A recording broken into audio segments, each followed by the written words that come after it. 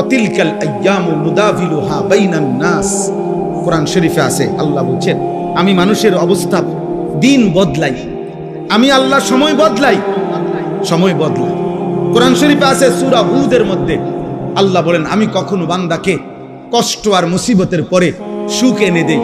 আবার আল্লাহই বলছে আমি কখনো বান্দাকে সুখ আর আনন্দ আর ফুর্তির পরে দুঃখ এনে দেই, দুঃখ এনে দেই। হ্যাঁ হ্যাঁ, আমি আল্লাহ এনে দেই, অবস্থার পরিবর্তন করি। সুখের দুনিয়া কখনো দুঃখে ভরে যায়, দুঃখের দুনিয়া কখনো সুখে ভরে যায়। আনন্দ মুখর মানুষ হয়তো কখনো অজরে চোখের পানি ফেলে, আবার কাঁদতেছিল বান্দা হয়তো, আবার কখনো আনন্দে হাসে। আল্লাহ বলেন আমি সময় বদলাই, আমি ঋতু বদলাই, আমি সময় বদলাই। একবার রাত আনি আবার দিন আনি, একবার আলো আনি আবার অন্ধকার আনি, একবার রোদ আনি আবার বৃষ্টি আনি, একবার সকাল বানাই আবার বিকেল বানাই, একবার দুপুর বানাই আবার রাত্রি বানাই। ঠিক তেমনি ভাবে প্রতি মুহূর্তে যেহেতু আমি আমার এই পৃথিবীতে অবস্থার পরিবর্তন করছি, তাহলে ইমানদার মনে রেখো, ঘাবড়ায়ও না।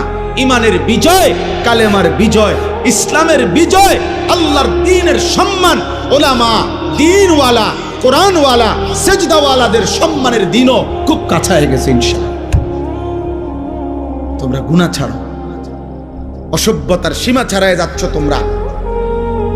24 ঘন্টায় যাদের এক ওয়াক্ত নামাজ পড়তে মন চায় না, নাফরমান সন্তান, মনে রাখিস সীমা ছাড়ায় যাচ্ছ। 24 ঘন্টা যারা নারী ছাড়া, ছবি ছাড়া, মোবাইলের উলঙ্গ দৃশ্য ছাড়া যাদের রাত কাটে না, দিন কাটে না, নাফরমান, মনে রাখিস সীমা ছাড়ায় গেছে। এটা বাড়াবাড়ি, বাড়াবাড়ি, এটা বাড়াবাড়ি। দিবানিশি যারা মদের আড্ডায়, নেশার আড্ডায়, মনে রাখিস নাফরমান, সীমা ছাড়ায় গেছে। ঠিক হবে না এটা। যে মালিক রোদ আনে সে মালিক বৃষ্টিও আনে, যে মালিক হাসায় সে মালিক কাঁদায়, সুখ যে মালিক দেয় দুঃখ সেই মালিকই দেয়, জীবন যে মালিক দেয় মৃত্যু সেই মালিকই দেয়, সুস্থতা যিনি দেয় অসুস্থতা তিনিই দেয়, হায়াত যিনি দেয় মৌত তিনি।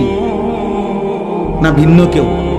কথা বলেন না, ভিন্ন কেউ না, একই আল্লাহ।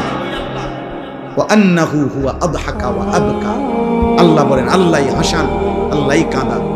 আদহাকা মানে আল্লাহ হাসান, আবকা মানে আল্লাহ কাঁদা।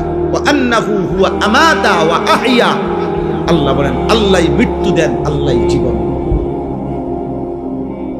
আল্লাহই জীবন দেন, আল্লাহই রাত আনেন, আল্লাহই দিন আনেন, আল্লাহই আনেন। প্রতি সেকেন্ড আল্লাহই বদলায়, প্রতি মুহূর্ত সময়ের প্রত্যেকটা সেকেন্ড বদলায় কে? কথা বলেন না, কে বদলায়? রাত, এই যে এখন রাত, কে আনলেন? আগামীকালকের ভোর আনবে একমাত্র কে? তিনি যদি রাত ধরে রাখে কারো ক্ষমতা নাই আলো আনবে, তিনি যদি আলো ধরে রাখে কারো ক্ষমতা নাই অন্ধকার আনবে। বলো ভাই, আফসোসের বিষয়, আফসোসের বিষয়। আব্বা এশার নামাজের টাইম হইছে, এই সময়ও যে ছেলেগুলো এখানে দাঁড়াইয়া ছিল, এমন অসভ্য বেয়াদব কেমনে হইল আব্বা? মুসলমানের ঘরে এত বড় বেয়াদব সন্তান কেমনে? বাবার অপমান তুমি, মায়ের অপমান। নামাজ চলতেছিল, এখন ওয়াজ শুনতে আসছে। কি ওয়াজ শুনবো আব্বা? ওয়াজ মানে তো ফুটবল খেলা না, ওয়াজ মানে তো নাটক আর সিনেমা না, ওয়াজ মানে তো আখিরাতের কথা, ওয়াজ মানে তো নামাজের কথা, ওয়াজ মানে তো কবরের কথা, ওয়াজ মানে তো নসিহত, ওয়াজ মানে তো গুনাহ ছাড়ার কথা, ওয়াজ মানে তো তাকওয়ার কথা, আল্লাহকে ভয় করার কথা। আল্লাহ আমাদেরকে বুঝ দান করে, আল্লাহ আমাদেরকে ফিকির দান করে। তোমরা একটা একটা ছেলের কাছে আমানত, কেউ একজনই বুঝো, কিন্তু এটা মনে রেখো, গুনাহ ইজ্জত দেয় না। নারী, ছবি, মদ, জুয়া, জিনা, ব্যভিচার ঈমান থেকে বিচ্ছিন্ন করে দেয়। আমি হাদিস বলি, আল্লাহর নবী সাল্লাল্লাহু আলাইহি ওয়াসাল্লাম বলেন, যে ব্যক্তি জিনা করে নারীর সাথে কোনো হারাম কাজ করে, খোদার কসম এই এক পাপ। আর হলো ওয়াশারিবাল খামরা, যে নেশা করে, মদ খায়, গাঁজা খায়, বাবা খায়, ফুট্টা খায়, পেন্সিডিল খায়, ইয়াবা খায়, এমন নিকৃষ্ট নাফরমান, খোদার কসম আল্লাহর নবী বলছে ব্যভিচারী আর নেশাখোর, এই দুই নাফরমানের কলজাত থেকে ওই পাপ অবস্থায় আল্লাহ তাআলা ঈমান খুলে রাখেন। এই কোরআন ধরে বলি, কোরআন হাতে ধরে বলি, আল্লাহ তার কলিজার হৃদয় থেকে ঈমান বের করে ফেলে। আল্লাহ বলে নেশাখোর ঈমানটা দিয়ে যা, যা আমার ঈমান আমি রেখে দিলাম, এবারে বেঈমান যা তুই যা। আল্লাহ বলে চরিত্রহীন লম্পট নারীর সাথে গুনাহ করবি, ঠিক আছে যা, আমার ঈমান আমারে দিয়া যা, আমি ঈমান রেখে দিলাম, কালিমা রেখে দিলাম, এবার যা। কি সাংঘাতিক কথা!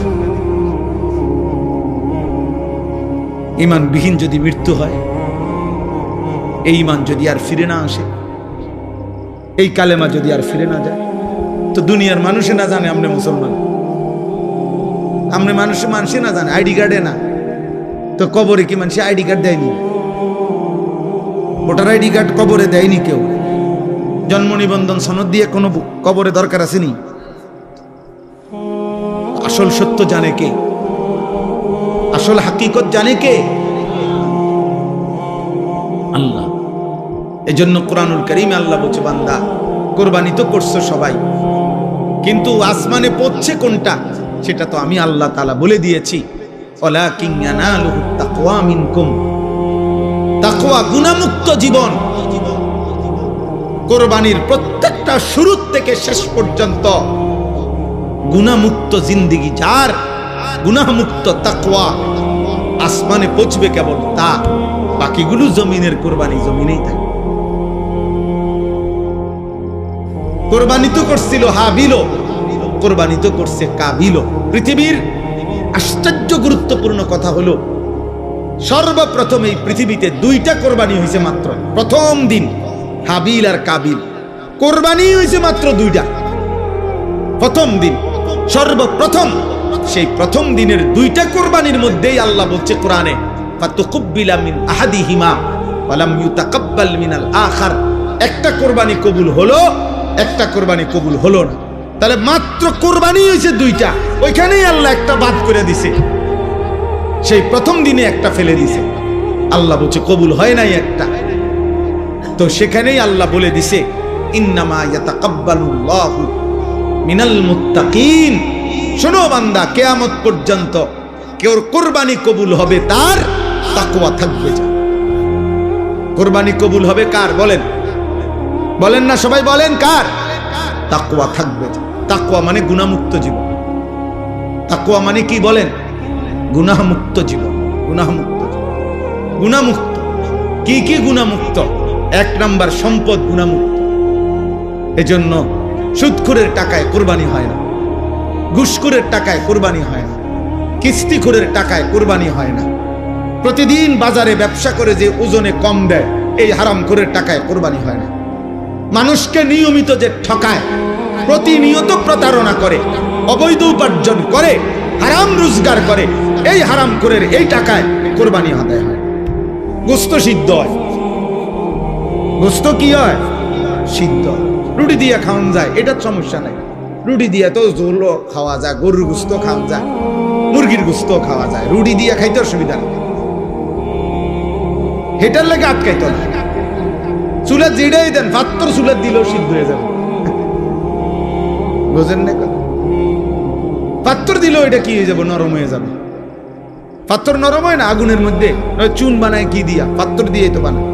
আমি নিজ চোখে দেখছি, সুনামগঞ্জ ছাতক চুনের ফ্যাক্টরি, এরম বড় বড় পাথর, এগুলাই ভাঙ্গা ভাঙ্গা, এগুলাই কি হয়? চুন বানায়। পাথর এই আগুনের মধ্যে গলে গলে নরম হয়, এগুলোর মধ্যে মেডিসিন কেমিক্যাল দেয়, তো এরপরে চুন। এই জন্য মূলত যে চুন খায় সে পাথরে খায়। হ্যাঁ হ্যাঁ, সত্য কথা এটা, আপনি জিজ্ঞাসা করেন না।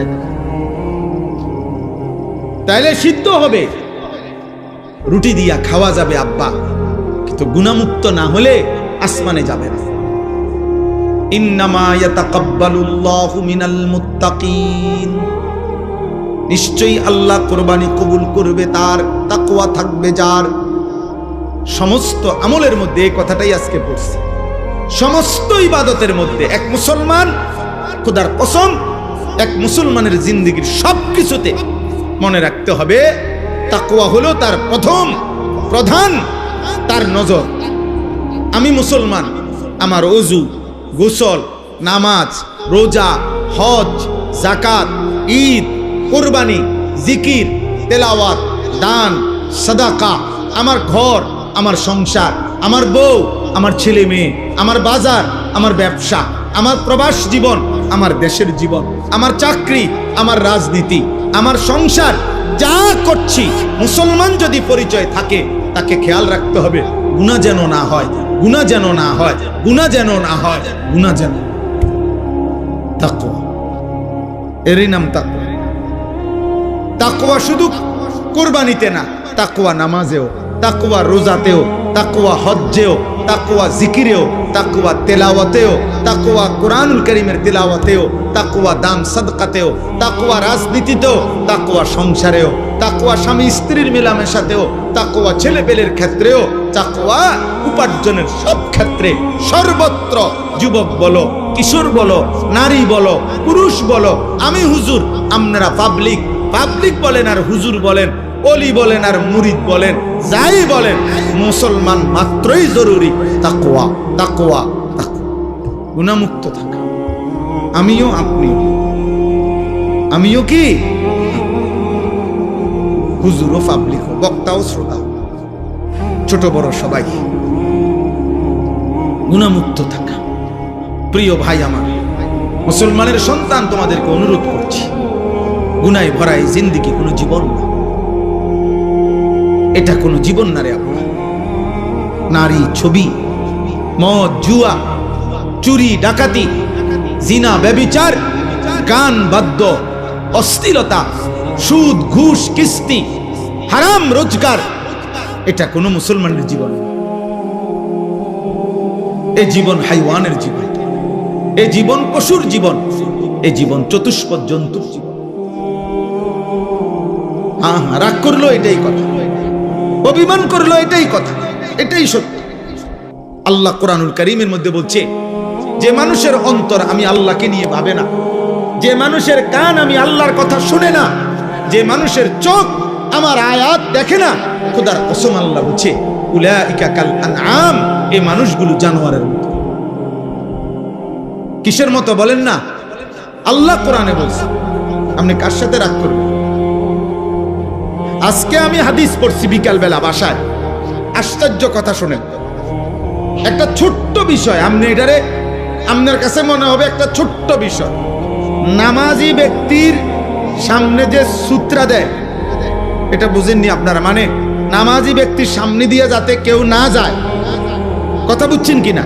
এই সামনে একটা ছোট কাঠি কিছু একটা দেয় না মানুষ, এই সূত্রা, এই যে সূত্রা কয় আরবিতে, মানে নামাজি ব্যক্তির সামনে কমপক্ষে সেজদার জায়গাটুকু পার করে একটা কিছু থাকা, যাতে করে এই নামাজির এই সামনে কোনো মুসলমান যাতে কি না যায়।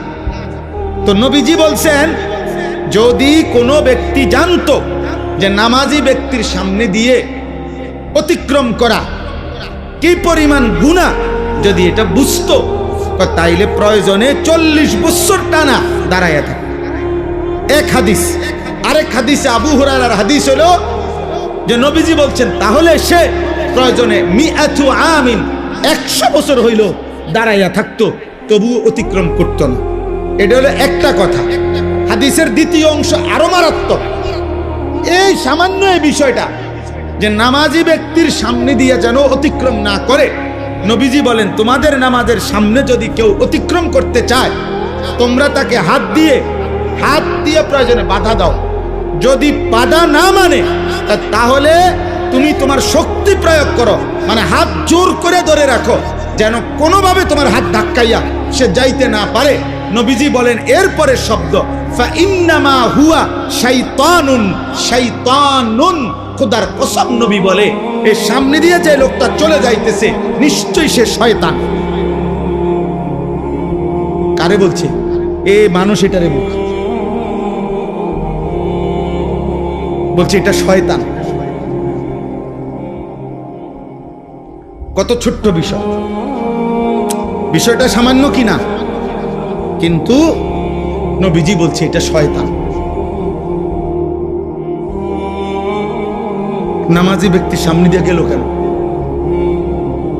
তাইলে যে রাসূল সাল্লাল্লাহু আলাইহি সাল্লাম নামাজি ব্যক্তির সামনে অতিক্রমকারী ব্যক্তিটাকে আর কোনো পাপ নাই, শুধু বেড়ান দিয়ে গেছে। কথা বোঝেন নাই? কি চুরি করছে এনে, এরে নবীজি বলছে এটা শয়তান। এখন বাকি নাফরমান যারা নাফরমানি করছে তাদের পরিচয় কি?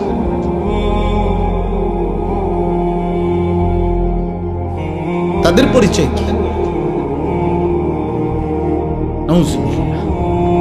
দোস্ত আমার, বন্ধু আমার, ছেলেরা আমার, কেউ হয়তো তোমারে ধরতেছে না, কেউ হয়তো তোমারে ছুঁইতেছে না, কেউ হয়তো তোমারে ফিরাইবার মতো সাহস করছে না, ফলে তুমি যা ইচ্ছা তাই করে নষ্ট হয়ে যাচ্ছ। কিন্তু শেষ পর্যন্ত তো কেউ রে ছাড়াই তুমি কবরে যাইবা। একাকী সেদিন তুমি কেমনে শুইবা? কেমনে শুইবা? এই জন্য আজকে এটাই আমার বক্তব্য। আমি কোরআনুল কারীমের যে আয়াতটা পড়ছি সূরা আলে ইমরানের 4 নম্বর পারা 3 নম্বর সূরা 102 নম্বর আয়াত, আল্লাহ তাআলা বলছেন, হে ঈমানদারগণ, ইত্তাকুল্লাহা হাক্কা তুকাতিহ, তোমার সবটুকু সাধ্য দিয়ে, তোমার সবটুকু সামর্থ্য দিয়ে ঈমানদার মুমিন আল্লাহকে ভয় করো, তাকওয়া অবলম্বন করো, গুনাহ থেকে বাঁচো, গুনাহ থেকে বাঁচো, গুনাহ থেকে বাঁচো, গুনাহ থেকে বাঁচো। সবটুকু সামর্থ্য দিয়ে তুমি যুদ্ধ করো, তুমি প্রাণপণ লড়াই করো, তুমি সর্বোচ্চ হিম্মত করো যে আল্লাহ আমি বেঁচে থাকতে জেনে বুঝে আমি আপনার নাফরমানি করব। আল্লাহ বলছে, বান্দা এটা তোমার কাছে আমার চাওয়া, কারণ তুমি মুমিন। ইয়া আইয়ুহাল্লাযীনা আমানু, তুমি মুসলমান। তুমি হিন্দু হইলে আমি বলতাম না, তুমি ইহুদির বাচ্চা হইলে তোমার আমি বলতাম না, তুমি খ্রিস্টান হইলে আমি বলতাম না, তুমি বৌদ্ধ হইলে আমি বলতাম না, তুমি যদি বলতা তুমি মুরতাদ, নাস্তিক, বেঈমান, আল্লাহ বলে তাইলে আমি তোমারে বলতাম না, কিন্তু তুমি বলছো তুমি মুসলমান, এই জন্য তোমাকে বলছি। এখন আমরা যারা এখানে দাঁড়াইয়া বসে আছি, আমরা নিজেকে মুসলমান বলি তো? কথা বলে না? ছেলেরা বলো না তোমরা মুসলমান? সবাই বলো তো। তোমাদেরকে আল্লাহ বলছে ইত্তাকুল্লাহা হাক্কা তুকাতিহ, ভয় করো। আল্লাহকে ভয় করা মানেই হলো গুনাহ ছেড়ে দাও। আল্লাহকে ভয় করার প্রথম তর্জমা গুনাহ বর্জন। এই জন্যই তো বলছে আল্লাহ, যদি গুনাহই ছাড়তে না পারো বান্দা, আমার ঈমান আমার দিয়া দাও, লাগবে না, যাও। তোমার মতো 2-4 জন নষ্ট মানুষ ঈমানদার না হইলেও আমার আখিরাতে অসুবিধা হবে না, আমার জান্নাতেও লোকের ঘাটতি হবে। এই জন্য নবীজি বলছে যে মদখোরের কলিজার থেকে, নেশাখোরের কলিজার থেকে আল্লাহ ঈমান রাইখা দেয়, যায় দিয়া যায়। জিনা ব্যভিচার করে যে নারীর সাথে, হারাম প্রেম, হারাম সম্পর্ক, অশ্লীলতা যে করে, আল্লাহ তার হৃদয় থেকে ঈমান রেখে দেয়। যা, আমার ঈমান আমার দিয়া যা, যা যা বেঈমান, এবার যা বাইরে। আল্লাহ নবী, আল্লাহ কোরআনে বলছেন, হে সুদখোর, আমি আল্লাহর সাথে সুদ খাচ্ছ, ঠিক আছে খাও, শুধু মনে রেখো আমি আল্লাহর সাথে যুদ্ধের ঘোষণা শুনে নাও, তোর লগে আমি যুদ্ধ করব, দেখি তুই আমার সাথে যুদ্ধ কইরা তোর অভাব কেমনে মিটাস। আমি আল্লাহ, আমি থাকতে তোর আমি দেখব। খোদার কসম, এটা কোরআনের আয়াত। আল্লাহ সুদখোরকে ডাইরেক্ট বলছে, তোর লগে আমি যুদ্ধ করলাম, যুদ্ধের ঘোষণা দিলাম, আমি তোর অভাব দূর করব না, চাই তোর কোন আব্বা তোর অভাব দূর করে আমি দেখব, তোর কোন বাপে আছে। এই জন্য পৃথিবীর একটা সুদখোর আজ পর্যন্ত সুখের কোনো দাবি করতে পারে নাই। লোনের পর লোন নিতেছে, টাকার পর টাকা নিতেছে, একটা পর্যায়ে দেউলিয়া হইয়া, একটা পর্যায়ে দেউলিয়া। কালকে রাত্রে, গতকালকে রাত্রে, আহা, একজনের কথা আমারে বলতেছে, একজন শুনাইছে, দোয়া চাইছে যে হুজুর, লোন নিতে নিতে, সুদ নিতে নিতে 400 কোটি টাকা নিছে, নিয়ে একসাথে বড় বড় প্রকল্প 6টা কোটি কোটি টাকা খরচ করে এক একটাতে ব্যয় করে সাজাইছে। এখন যারা টাকা নিছে দিছে উনারে, সবাই একসাথে টাকা খুঁজতেছে। এখন সে সুদের টাকা সুদ করবে নাকি বেচা কিনা কইরা টাকা উঠাবে, পুঁজি আনবো না লাভ আনবো, কোনো কিছু নাই।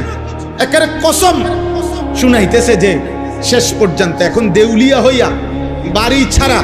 আর এই গত 3-4 মাস আগে স্ত্রী, ওই লোক বলতেছে আমার কাছে চোখের পানি ফেলার মতো, বলতেছে হুজুর, উনি ওনার স্ত্রীর পায়ে ধরে রয়েছে, বউয়ের পাও ধরে রয়েছে ওই কোটি কোটি টাকার মালিক, যে তুমি আমারে ছেড়ে যাইও না, আমার এখন আর কিচ্ছু নাই। বেটি বলে, না তোর কাছে যেহেতু কিছুই না, সম্পদ কিচ্ছু নাই, আমি তোর মতো ফকিরের কাছে থাকবো না, কয়ে বউ চলে গেছে। আহা, দুনিয়া তারে আজ কোথায় নিয়ে গেছে, হারাম তাকে আজ কোথায় নিয়ে গেছে। আজ ঘর হারা, স্ত্রী হারা, মানুষের সাথে সম্পর্ক হারা। এই জন্য গুনাহ ইজ্জত দেয় না আব্বা, আজ না হোক কাল লজ্জিত করে। এটাই আমার শেষ কথা। আমি অনুরোধ করলাম, গুনাহ ইজ্জত দেয় না, গুনাহ সম্মান দেয় না। তোমরা যারা ইনসাফ যদি থাকে, বিবেক যদি থাকে, আব্বা একটা ছেলেকে বলি, তোমরা যারা নামাজ পড়ো না, আল্লাহর সাক্ষী রেখা যদি এখানে আইসা দাঁড়াইয়া বলো তোমার বিবেক কি বলে, এই সমাজের মানুষ তোমারে কি মনে করে? তোমরা যারা চুল মুশরিক বেঈমানের মতো, একটা ছেলে এখানে আইসা দাঁড়াও, এখানে ক্যামেরা হইতেছে, তোমরা ইয়া কও যে এই সমাজের মানুষ তোমাকে কি মনে করে, তোমার বিবেক কি বলে? তোমরা যারা নারী দেখো, ছবি দেখো, অশ্লীল দৃশ্য দেখো, উলঙ্গ নাচ গান নর্তকীর ছবি দেখো, তোমার মতো হাইওয়ানকে, তোমার মতো মানুষরূপী পশুকে এই সমাজের মানুষ কি ভাবে?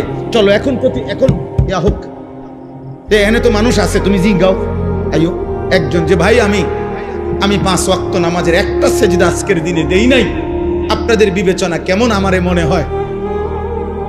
তো তুমি এসে দাঁড়ায় কও, যদি সুযোগ থাকতো, মুক্ত অনুমতি থাকতো, তো সবাই তোমার একটা একটা জুতা দিয়ে বাড়ি দিল।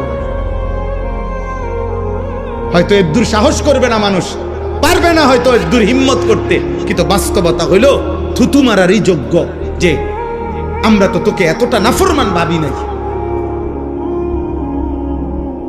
তুমি বলো, চ্যালেঞ্জ করো, এখন আসো। আবার আমরা যারা নামাজ পড়ছি, তো আমরাও বলি যে আমরা আজকে ফজর থেকে এশা পর্যন্ত খোদার কসম 5 ওয়াক্ত নামাজ মসজিদের জামাতে পড়ছি। আমি বললাম যে এবার মানুষ, তুমি জিজ্ঞাসা করো যে উনার ব্যাপারে আপনাদের মন্তব্য কি, আর যে নামাজ পড়ে নাই 5 ওয়াক্ত তার ব্যাপারে মানুষের মন্তব্য কি? মুক্ত মঞ্চে সবার সামনে দেখা যাক। কথা বুঝেন নাই? এখানে দেখা হোক।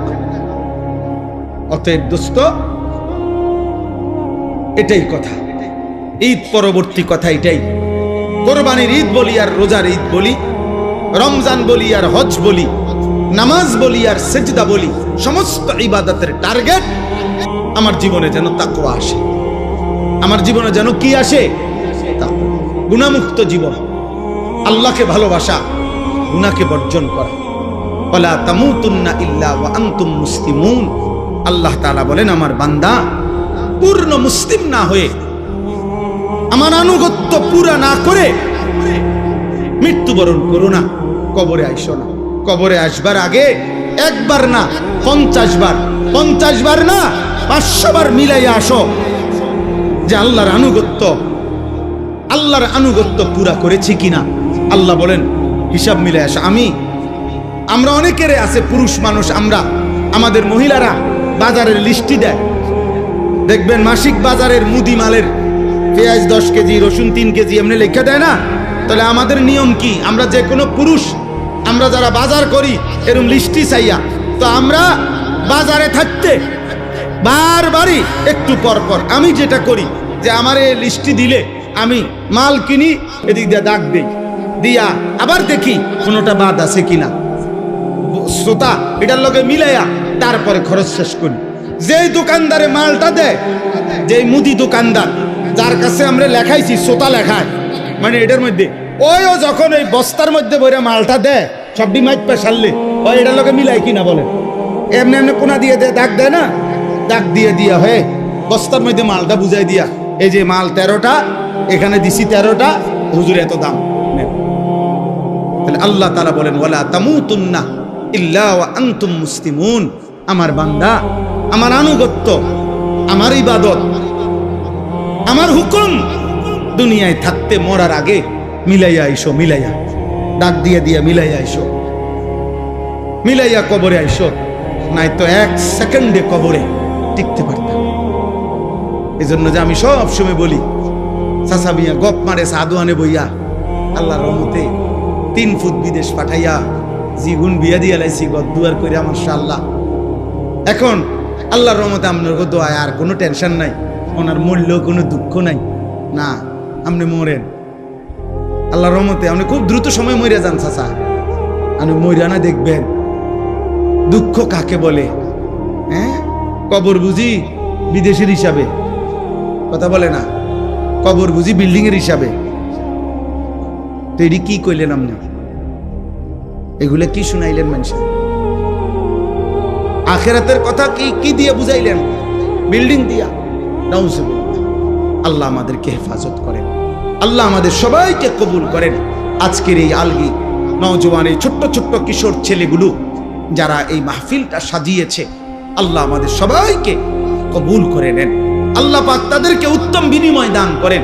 ছেলেরা মদের আড্ডা, জুয়ার আড্ডা, নারীর আড্ডা, জিনার আড্ডা, ব্যভিচারের আড্ডা ছেড়ে দেওয়া, জীবনটা সুন্দর করো, জীবনটা সুন্দর করো। আল্লাহ আমাদের সবাইকে কবুল করে নেন। ওমর রাদিয়াল্লাহু তাআলা আনহু মাঝখান দিয়ে শুধু একটা কাজ করছে, প্রথম থেকে উনার আচরণটা ছিল উগ্র। উনি তরবারি হাতে নিয়ে বলছে মক্কার কুরাইশদেরকে যে মুহাম্মদকে আমি এক্ষুন কল্লা নিয়ে আসতেছি, তোমরা কাবাগরের সামনে গিয়ে দাঁড়াও, আমি আসতেছি। প্রতিমধ্যে শুনছে ওমরের বোন আর বোন জামাই কালেমা গ্রহণ করছে। এবার আরো উত্তেজিত হয়ে ওনাদের ঘরে গিয়ে ওনাদেরকে আচ্ছা মতো মারছে, মেরে রক্তাক্ত করে ফেলছে। ওমরের বোন জামাই এবং বোনকে, ওমরের বোন জামাই বিখ্যাত সাহাবী ছিলেন হযরত সাঈদ ইবনে যায়েদ, যাকে মারছে বেহেশতের সুসংবাদ প্রাপ্ত আশারাই মুবাশশারা যে 10 জন সাহাবী, এর মধ্যে একজন হলো এই ওমরের এই বোন জামাই। অনেক বড় সাহাবী, মুস্তাজাবুদ দাওয়া বলা হতো ওনাকে। এই সাহাবী ব্যাপারে প্রসিদ্ধ ছিল যে ইনি যা আল্লাহর কাছে চাইতেন আল্লাহ তাই কবুল করতেন। এই উনি এবং ওনার বোন, বোনের নাম ছিল ফাতেমা। ভাই তোমরা ওইখানে কি বুঝে বসছো ভাইয়া? এটা তো এমন না যে খেলার মাঠ, তোমরা গ্যালারিতে বসছো। বিষয়টা কি আসলে? মুসলমানের সাথে বসতে লজ্জা কিসের? মাটিতে বসার মধ্যে সবচেয়ে বেশি আনন্দ, কারণ মাটির মানুষ মাটিতে বসার মধ্যেই তৃপ্তি, মাটিতে বসার মধ্যেই আমাদের মূল তৃপ্তি, মাটির সাথে সম্পৃক্ততা, এটা আমাদের আসলের সাথে, মূলের সাথে সম্পৃক্ত। মিনহা খালাকনাকুম ওয়া ফিহা নুঈদুকুম ওয়া মিনহা নুখরিজুকুম তারাতান উখরা।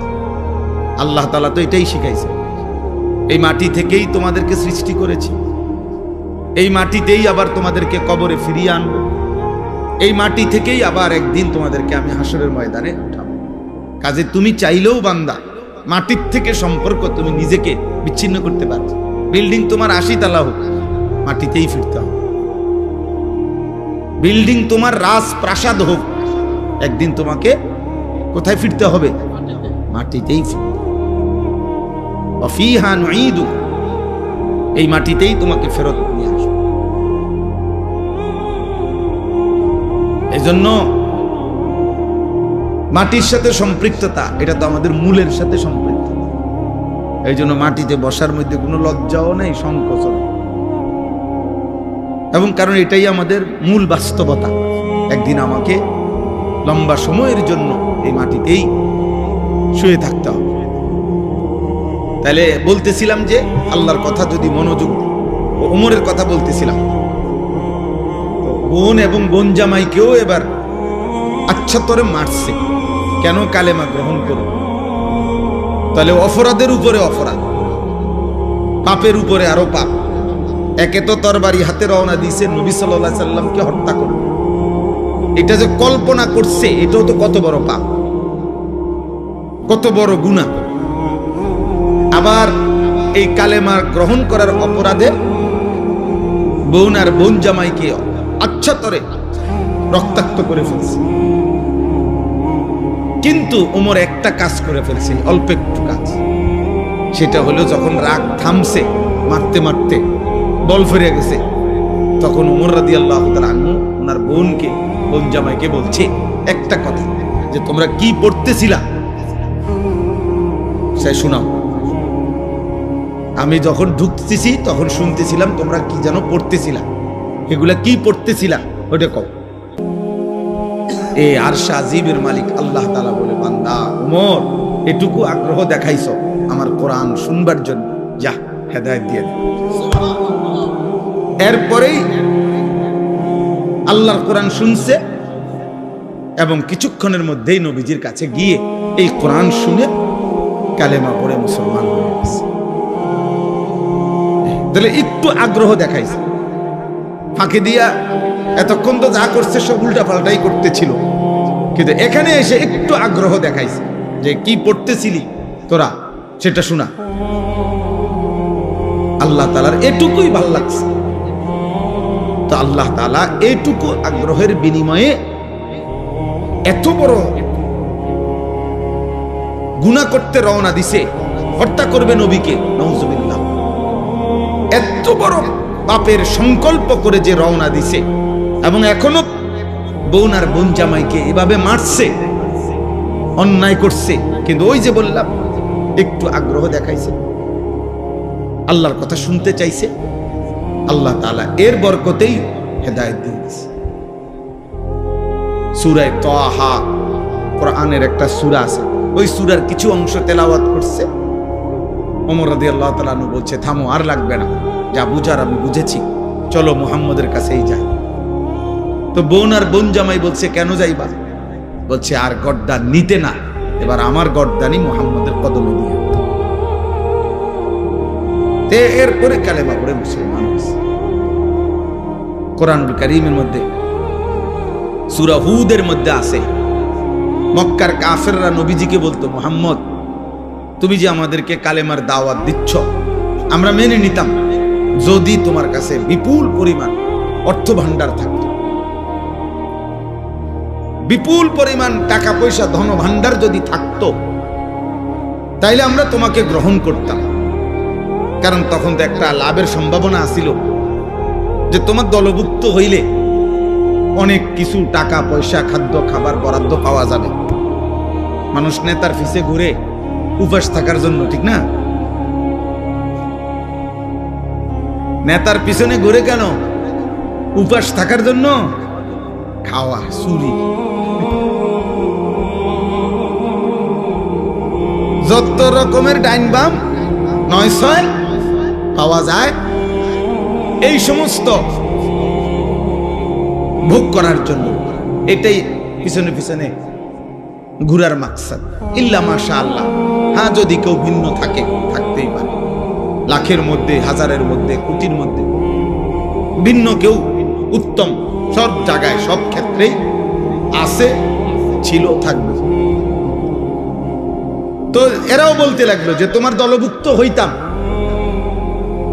তবে যদি তোমার কাছে ধনভাণ্ডার থাকতো।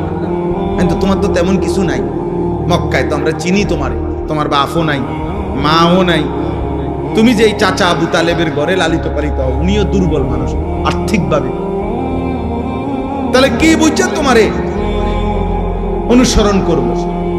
2 নাম্বার, মক্কার কাফেররা বলতো দ্বিতীয়ত আমরা তোমাকে অনুসরণ করতাম যদি দেখতাম তোমার সাথে আল্লাহর পক্ষ থেকে সরাসরি ফেরেশতা তোমার সাথে থাইকা মুখামুখি আমগরে বলতেছে যে হ্যাঁ আল্লাহর নবী আমি ফেরেশতা বলতেছি। এরকমও যদি আমরা ডাইরেক্ট দেখতাম ফেরেশতা বলতেছে তোমার পক্ষে, তাইলেও অনুসরণ করতাম। কিন্তু এইটাও তো দেখি না, সম্পদও নাই, আবার কোনো ফেরেশতাও তোমার সাথে নাই, দেখি না আমরা, তো আমরা কি বুঝা তোমার অনুসরণ করতাম? কুরআনুল কারীমের মধ্যে আছে আল্লাহ তাআলা নবীকে বলছে, বন্ধু এমন কথার পরেও আপনি সামান্যতম ঘাবড়াবেন না, আপনি অস্থির হইয়েন না, বরং আপনি মনে রাখবেন শুধু ইন্নামা আনতা মুনদির, আপনি হচ্ছেন আল্লাহর দিকে ভয় প্রদর্শনকারী।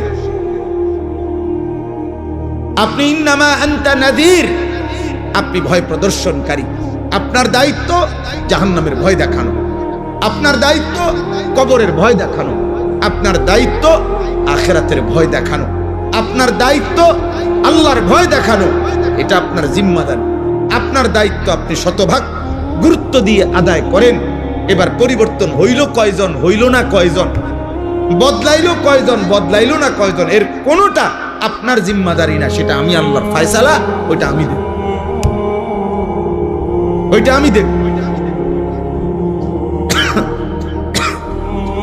তাইলে আল্লাহ তাআলাই এই নিজাম বলে দিয়েছেন যে নিয়ম হলো এটাই, আল্লাহর কথা বলতে থাকা, আমার দায়িত্ব বলতে থাকা।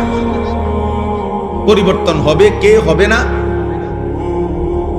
বদলাবে কয়জন, বদলাবে না কয়জন, খোদার কসম বাবা, এটা আল্লাহর ফয়সালা। এই জন্যই যে তোমরা যারা নামাজ পড়ো না, তোমরা যারা গুনার মধ্যে লিপ্ত আছো ছেলেরা, তোমাদের কারো পরিবর্তনই আমার হাতে না, আব্দুল কাদের জিলানীর হাতেও না, কারো হাতে না, এমনকি খুদ নবী সাল্লাল্লাহু আলাইহি সাল্লামের হাতেও কারো পরিবর্তন ছিল না।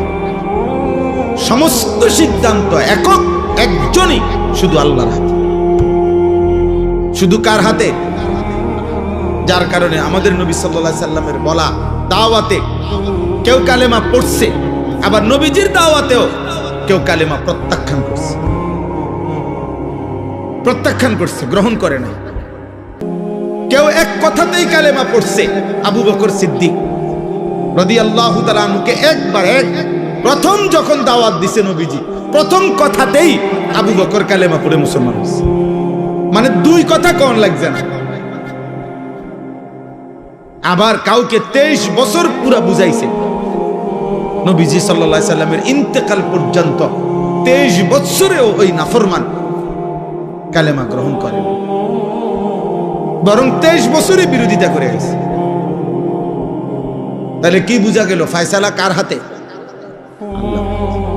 আল্লাহর হাতে।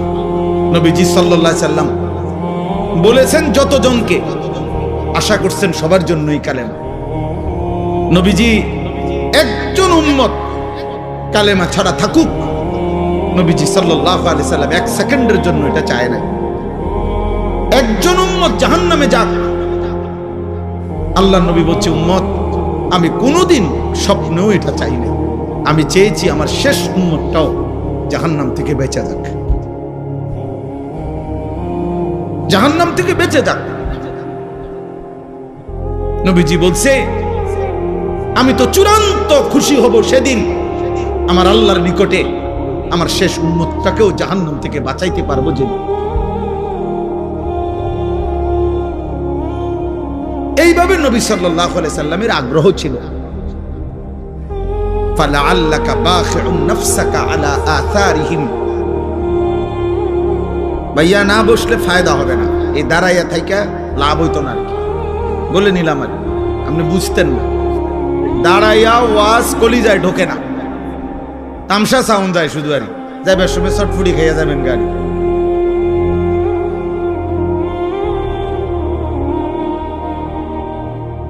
অল্প শুনেন, এই তো ওয়াজ শেষ, এরপরে আর বয়ান করবে না কেউ, তাইলে তার মানে আধা ঘন্টা 40 মিনিট সর্বোচ্চ, এরপরে আমি এমনি শেষ করে দেবো ইনশাআল্লাহ। অতএব তোমরা ছেলেদেরকেও বলবে, তাহলে আমার কথা এটা, নবীজিকে আল্লাহ বলছে বন্ধু ফালা আল্লাকা বাখিউন নাফসাক, মানুষগুলো ঈমান আনতেছে না, পরিবর্তন হচ্ছে না, গুনাহ ছাড়তেছে না, আল্লাহর নাফরমানি ছাড়তেছে না, এই অস্থিরতা পেরেশানিতে আপনি কি মরে যাবেন নাকি? মানে নবীজির অস্থিরতা এত বেশি ছিল যে খুদ আল্লাহ তাআলা নবীজিকে সান্ত্বনা দিছে, বন্ধু আহার একটু থামেন, একটু বিশ্রাম করেন, আপনি তো দেখতেছি মরে না যাবেন। বলতে বলতে কানতে কানতে উম্মতের জন্য নবীজির কান্না আল্লাহ থামাইছে, নবীজির পেরেশানি আল্লাহ থামাইছে, নবীজির অস্থিরতা মহান আল্লাহ তাআলা থামাইছে। কোরআনে আছে আল্লাহ তাআলা বলছে ফা ইন্নাল্লাহা ইউযিল্লু মান ইয়াশা ওয়া ইয়াহদি মান ইয়াশা ফালা তাযহাব নাফসুকা আলাইহিম হাসারাত। দোস্ত এদিক সেদিক তাকায়েন না, শ্রোতা আসলে আরো ছেলেরা আসবে, কেউ বসবে, প্রত্যেকের যদি আমনে চোখে তাকায়া দেখতে হয়, বুঝতেন না এখানে আসুক হাতি আসুক নলে মানুষ আসুক, বুঝেন না কথাটা? যেই আসুক ওর মতো আসুক, মানুষ হোক আর হাতি হোক, এটা দেখার কিছু না। মনোযোগ চাই, আমি তো এটাই বুঝাইতে চাইতেছি। মনোযোগ জরুর, আগ্রহ জরুর, আল্লাহর কথার প্রতি আগ্রহ জরুর। সাহাবায়ে কেরাম বলেন আমরা যখন নবীজির কথা শুনতাম মনে হইতো যেন আমরা গাছের ডাল, এরকম মজবুত মোটা ডাল, যে ডাল নড়ে না এক সেকেন্ড, এরকম গাছের ডালের মতো স্থির হয়ে থাকতাম। মনে হইতো যেন আমাদের মাথার উপরে আইসা পাখি বসছে, পাখি একবার নড়েও না, কারণ আমরা তো মাথা নাড়াইতাম না, কাঁধ নাড়াইতাম না, এমন স্থির থাকতাম। সাহাবী বলছে আমরা মনে হইতো যেন নবীজির সামনে এভাবে বসতাম কখনো কখনো বয়ান শুনতে, যে মনে হইতো যেন আমাদের মাথাটা কাইটা আলগা করে রাখছে, কারণ শরীরের সাথে থাকলে না মাথা নাড়াইতো, মাথাই যেন ভিন্ন, অর্থাৎ এত স্থির। এভাবে বর্ণনা করছে ওনারা। এই প্রচন্ড পরিমাণ আগ্রহ, এর কারণে আল্লাহ তাআলা ওনাদের জিন্দেগি পরিবর্তন করছেন এবং ওনাদের দ্বারাই আল্লাহ তাআলা বিশ্বময় ইসলামের খেদমত নিয়েছেন।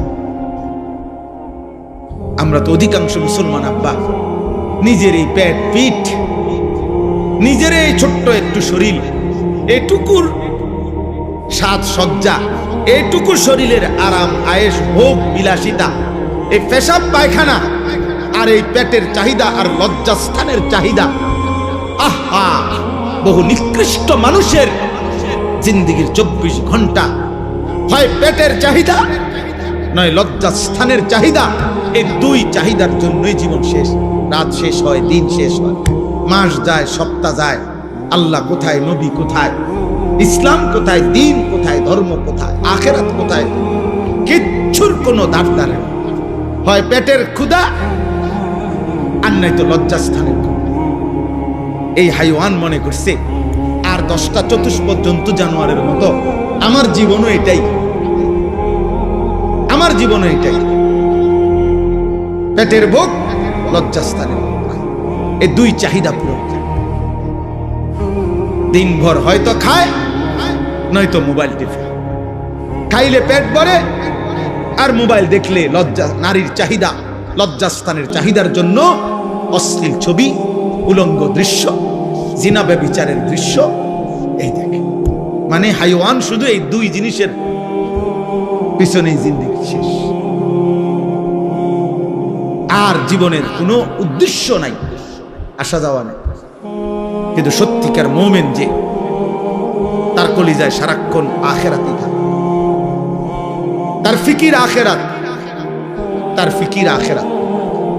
হাদিসের মধ্যে আছে সাহাবায়ে কেরাম বলতেন নবীজিকে দেখলেই মনে হইতো সারাক্ষণ কি যেন ভাবতেছে, নবীজির চেহারা মুবারকের দিকে তাকাইলেই মনে হতো মুতাওয়াসিল আল আহজান দাইমাল ফিকর, সারাক্ষণ তিনি চিন্তাই করছেন, ফিকিরই করছেন, কিভাবে আমার একটা একটা উম্মতকে জাহান্নাম থেকে বাঁচাবো, আর কেমনে বললে, আর কি বললে, আর কিভাবে বললে, আর কতভাবে বললে, আর কি কি উদ্যোগ নিলে আমার উম্মত জাহান্নাম থেকে বাঁচবে, নামাজ পড়বে, আল্লাহ চিনবে, এই ফিকিরই সারাক্ষণ নবীজি সাল্লাল্লাহু আলাইহি সাল্লাম করতেন। এই ফিকিরই করতেন। একজন বাবার এটাই উচিত, একজন মার এটাই উচিত, একজন মানব দরদি সমাজ সেবক তার মূল দায়িত্ব এটাই ভাবনা যে মানুষ কেমনে জাহান্নাম থেকে বাঁচবে,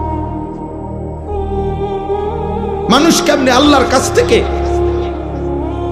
হাসরের ময়দানে জাহান্নাম থেকে বাঁচবে, কেমনে কবরের আযাব থেকে বাঁচবে কেমনে। সত্যিকার মুমিন মুসলমানের স্ত্রী বলেন, ছেলে বলেন, মেয়ে বলেন, দেশ বলেন, পাড়া বলেন, মহল্লা বলেন, একজন ইমানদার মুসলমানের মূল ফিকির নিজের এবং প্রতিটা মানুষের জাহান্নাম থেকে বাঁচানোর ফিকির। ইন্নামা আনতা নাদির, নবীজিকে আল্লাহ এটাই বলছে, ঘাবড়াবেন না। আপনার সম্পদ না থাকুক, আপনার সাথে প্রকাশ্য ফেরেশতা তাদের সাথে কথা না বলুক, ওরা যাই আবদার করুক, আপনি মনে রাখবেন ইন্নামা আনতা নাদির, আপনি জাহান্নামের ভয় প্রদর্শনকারী, আপনি আল্লাহর ভয় প্রদর্শনকারী, কবরের ভয় প্রদর্শনকারী, আখিরাতের ভয় প্রদর্শনকারী। এটাই আপনার দায়িত্ব। আপনি বলতে থাকেন। আমি এখানে আজকেও আইসা মনে হইল কত বছর হয়, 2006 সাল বা 5 সালে, 2006 সাল হবে খুব সম্ভব, আমি প্রথম আপনাদের এই আলগি গ্রামে আসছি বিল্লালদের বাড়ির মাহফিলে। তাইলে আজকে 2026 সাল, বরাবর 20 বছর, বরাবর 20 বছর। এই 20 বছরের ভিতরে খুব কম বছর বাদ গেছে আমি আসছি না, কমপক্ষে 2-3 বছর মনে হয় না এরকম গ্যাপ গেছে, মনে হয় না। টানা এ কোনো না কোনো পারফাসে, এখানে হোক আর ওই পাড়া হোক আর এই পাড়া হোক, ছেলেরা করুক আর বুড়ারা করুক, হুজুররা করুক আর জওয়ানরা করুক, কোনো না কোনো মাহফিলে আসা যাওয়া ছিল। তাহলে 20 বছর পরেও আজও ওই একই বক্তব্য, একই কথা, যে হুজুর মাদকের বেড়ে গেছে, জুয়া বেড়ে গেছে, অশ্লীলতা বেড়ে গেছে, নেশা বেড়ে গেছে। তার মানে প্রতিনিয়ত এই পাপ, গুনাহ, এই অশ্লীলতা, এই বেহায়াপনা। কারণ আমরা অল্প কয়েকজন মানুষ হয়তো ভাবি মানুষকে গুনাহ থেকে ফিরাবার, আর সংখ্যাগরিষ্ঠ একটি জাতির, একটি দেশের, একটি রাষ্ট্রের, একটি সমাজের সংখ্যাগরিষ্ঠ মানুষ চায় অশ্লীলতা আরো বেড়ে যাক, অসভ্যতা বেড়ে যাক। তাহলে এত বিপুল মানুষ যদি নাফরমানি ছড়িয়ে দেয়, 1-2 মিলে কদ্দুর ঠেকাবে? একটা সাগরের ঢেউ তো 2-4 টুকরি মাটি দিয়া ঠেকানো যায় না। একটা নদীর ঢেউ তো আব্বা 2-4 টুকরি মাটি দিয়া বাদ দেওয়া যায় না, বাদ দেওয়া যায় না। কক্সবাজারের উত্তাল ঢেউ বঙ্গোপসাগরের, এটা আমরা মাটি কাইটা বেড়া দিলে, বাদ দিলে তো আটকাবে।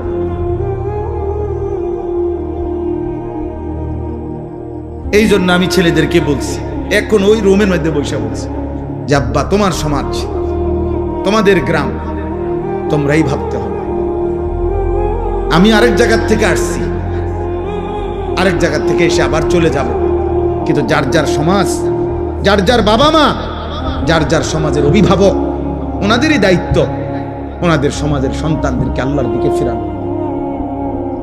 আলগা হুজুর দিয়া বলাই যাবে 1 ঘন্টা, আধা ঘন্টা, 2 ঘন্টা, কিন্তু পরিবর্তনের জন্য আপনাদের সম্মিলিত উদ্যোগ এবং 2 জন ছেলে, 1 জন ছেলেও যদি থাকো, ছেলেরা তোমাদের মধ্যে কেউ, যে সমাজ মানুষের চুরি, জিনা, মদ, জুয়া, নারী, বেহায়াপনা, অশ্লীলতা দেখে যদি কারো কলিজার মধ্যে ভাবনা আসে, আহা আমার সমাজ কি করছে, তাইলে তোমারই দায়িত্ব, তুমি উদ্যোগ নাও, নাই তো পরিবর্তন আসবে না, পরিবর্তন আসবে না। মোবাইলে ছবি দিলেন, ফেসবুকে ছবি দিলেন, আমরা মাহফিল করেছি, হুজুর আসছেন, শ্রোতা আসছে, শ্রোতা গেছে, কারো 10টা ছবি, কারো 20টা ছবি মোবাইলে দিয়ে দিছে, এরপরে নতুন ছবি আইসা পিছনের গুলারে ফেলে দিছে। এইগুলার কোনো কিচ্ছু আসে যায় না, কিচ্ছু আসে যায় না। এই জন্য আমি সবার কাছে বলি, আপনারা যারা আছেন, ছেলেরা তোমরা যারা আছো, সবার বিবেক একসাথে নড়ে না। কিছু মানুষের বিবেক মরে যায়, কিছু নাফরমান আল্লাহর নাফরমানি করতে করতে কলিজা বন্ধ হয়ে যায়। খোদার কসম, এটা কোরআনে আল্লাহ বলছে। পাপ করতে করতে, নামাজ না পড়তে পড়তে, আল্লাহকে সেজদা না দিতে দিতে, অশ্লীলতার, নাফরমানি, বেহায়াপনা, অসভ্যতার, নোংরামি করতে করতে খোদার কসম আল্লাহ বলেন অসংখ্য নাফরমানকে এক পর্যায়ে আমি তার অন্তর মোহর মেরে দেই, কান মোহর মেরে দেই, চোখে চূড়ান্ত পর্দা ফেলে দেই, আর কোনোদিন হেদায়েত দেই না। একদিন আমার ফেরেশতা দিয়া লাথি দিয়া জাহান্নামেই ফেলে দেই।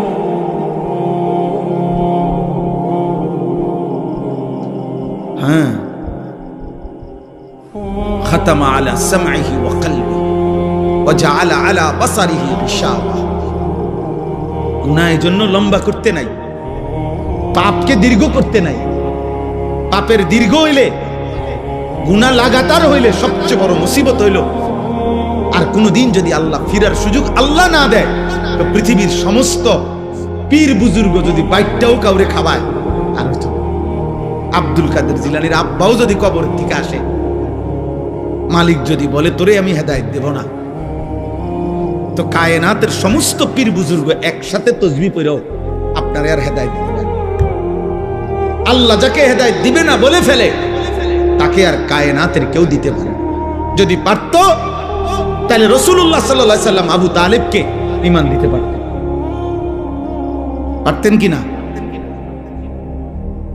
নবীজি সাল্লাল্লাহু আলাইহি ওয়াসাল্লামের চাইতে প্রিয় আল্লাহর মাখলুকের মধ্যে, আল্লাহর সৃষ্টির মধ্যে, আল্লাহর নিকটে এর চাইতে মাহবুব আর কেউ হইতে পারে? কথা বলে না। আর কেউ হয়েছে? আগামী তো হবে কেউ। তাহলে সেই তিনি চোখের পানি ফেলে কাঁদতেছে, চোখের পানি ফেলে কাঁদতেছেন। আল্লাহ তাআলা বলছে না বন্ধু, কাঁদবেন ঠিক আছে, কিন্তু আপনার চাচা আবু তালেবকে আমি ঈমান দেব। মৃত্যুর মুহূর্ত পর্যন্ত নবীজি চেষ্টা করছে, চাচা কালেমা বলেন, কালেমা বলেন, কালেমা বলেন। কুল লা ইলাহা ইল্লাল্লাহ কালিমাতান আশহাদু লাকা বিহা ইনদাল্লাহ। ওই যে মোবাইল ধরে রাখছে, এই এই বেটা ফালতু মানুষ, সেটা নামান। শোনেন নাই আপনি মোবাইল ধরতে নিষেধ করছি? ও আপনারা কেউ সাথে বললেন না কেন ওনাকে? নিজের জন্য ভাবেন, নিজের জন্য, নিজের কলিজায় আল্লাহকে নেন,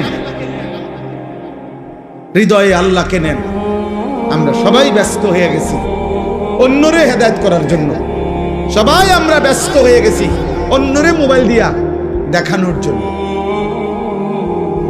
মনে হয় যেন উনি, আমি তো হুজুর আল্লাহর রহমতে আমনগো দোয়ায় জুনায়েদ বাগদাদি হয়েই গেছি, এখন আমি চেষ্টা করতে আছি অন্য মানুষের আব্দুল কাদের জিলানী বানাইতে।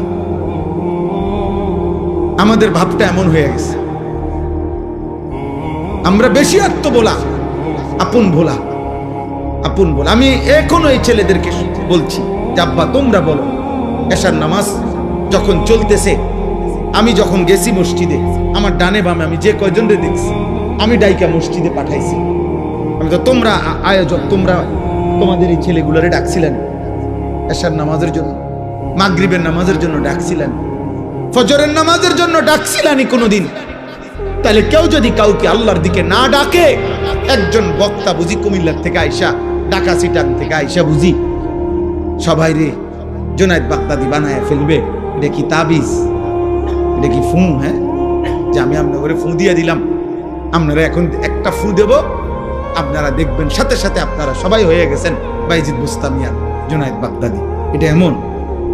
এটা কি ম্যাজিক? এটা সার্কাস? এখানে আমাদের মেহনত চাই, আমাদের সম্মিলিত উদ্যোগ চাই, আমাদের সকলের আন্তরিক প্রচেষ্টা লাগবে ভাইয়া। আলহামদুলিল্লাহ, এটা এখন সুখের খবর, সফলতা, সুখবর এটা যে সারা বাংলাদেশে এখন পিচ্ছে পিচ্ছে ছেলেরা, সারা বাংলাদেশে আলহামদুলিল্লাহ। এটা বৃষ্টি আসার আগে ঠান্ডা বাতাস বয়, এটা নিয়ম। বৃষ্টির আগের বাতাস সবাই টের পায়, বুঝে, বৃষ্টির আগের বাতাসটাই ভিন্ন রকম হয়। বাতাসটা এত ঠান্ডা যে বাতাস এটা গায়ে লাগলেই মানুষ বুঝে বৃষ্টি আসতেছে।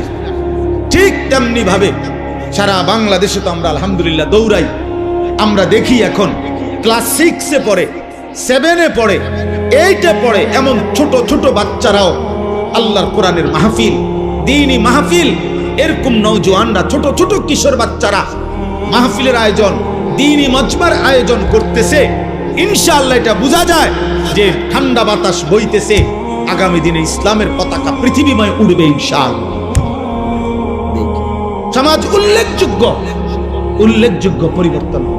আমি বললাম একদিন পৃথিবীতে ইসলামের যখন চূড়ান্ত বিজয় ছিল, তখন দুষ্ট চরিত্রের মানুষকে মানুষ অবজ্ঞার দৃষ্টিতে দেখত। আজ যখন গুনার মাত্রা বেড়ে গেছে, তখন আপনাদের চোখে হুজুর আর মোল্লা এখন আপনাদের কাছে দুর্বল মনে হয়। কিন্তু একদিন ইনশাআল্লাহ মালিক যখন চাইবে অবস্থার পরিবর্তন হবে, তখন আমি বললাম প্রত্যেক সমাজে মনে রাখো ছেলেরা, তোমরা যারা চরিত্রহীন, বেনামাজি, মদখোর, নেশাখোর, গাঁজাখোর, ফুট্টাখোর, বাবাখোর, ইয়াবাখোর, সুদখোর, হারামখোর, কিস্তিখোর, লোকে তোদেরকে দেখলে থুতু মারবে, থুতু মারবে, থুতু মারবে। মনে রাখি, লোকে তোদেরকে দেখলে থু দিবে, থুতু মারবে ইনশাআল্লাহ। মনে রাখিস। আমি বললাম, বলবে ওই দেখ হারামখোর, বলবে ওই দেখ সুদখোর, বলবে ওই দেখ ফুট্টাখোর, বাবাখোর, দেখ। এইভাবে ইশারা দিয়ে দেখাবে। ইনশাআল্লাহ পরিবর্তন স্পষ্ট বুঝাই যাচ্ছে, স্পষ্ট বুঝা। এখানেও এসে এরা দেখ একসাথে হয়েছে যারা, সব ছোট ছোট ছেলে, মাশাআল্লাহ, ছোট ছোট ছেলে ফিকির করছে, মাহফিলের আয়োজন করছে। এটা পরিবর্তনের সম্ভাবনা। একদিনেই সব বদলে যাবে। তাহলে নবী সাল্লাল্লাহু আলাইহি সাল্লামের মতো শ্রেষ্ঠতম নবীও 23 বছর মেহনত করতে হতো না। বুঝেন নাই কথাটা? এই জন্য আমি সমস্ত ছেলেদেরকে তোমাদেরকে বলতেছি, বাবা অচিরেই দেখবা তোমরা। আমি বললাম